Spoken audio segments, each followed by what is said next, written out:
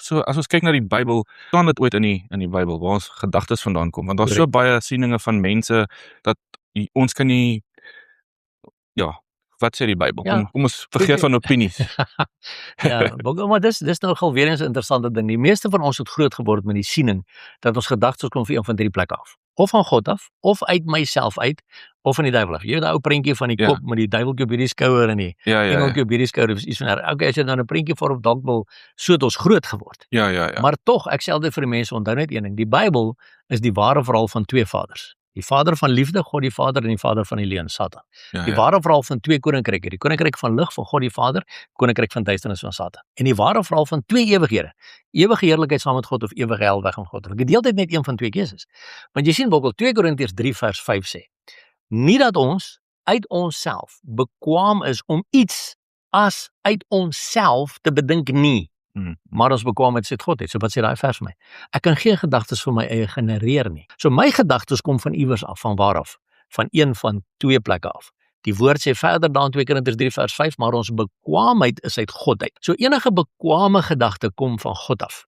So, wat is 'n bekwame gedagte? Staan op gaan werk, jou vrou en jou kinders het kos en klere nodig. Is 'n bekwame gedagte, van wie af kom hy? Van God af.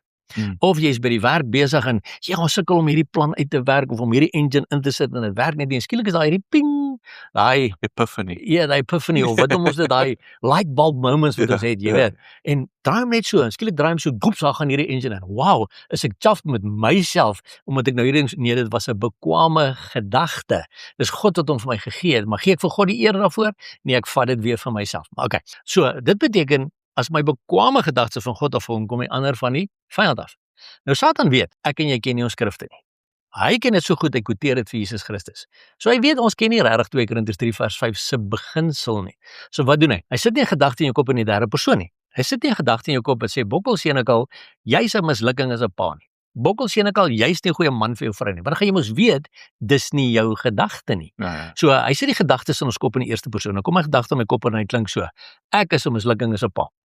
Ek is nie 'n goeie man vir my vrou nie. Ek is nie 'n goeie ma vir my kinders nie. Of wat ook al die gedagtes wat in jou kop inkom. Hy doen dit in die eerste persoon. Nou dink ek, dis my gedagtes. Nou begin ek myself met 'n latte slag. Hoekom kan ek nie ophou met die gedagtes oor myself te dink nie? Dis nie jy nie. Dis die Satan. Weet jy bokkel, dit raak baie makliker as ek begin besef. My gedagtes kan net van een van twee plekke afkom, of van God of van die duiwel. Maar solank as wat ek nog wonder, is dit nou ek, is dit nou die duiwel, is dit nou die Here, dan is dit confusing. Maar as ek begin besef, dit kan net van een van twee plekke afkom, dan moet ek heeltyd die gedagtes toets, want onthou nou, 2 Korintiërs 10 vers 5 sê ek met elke gedagte gevange neem, toe die gehoorsaam aan Christus.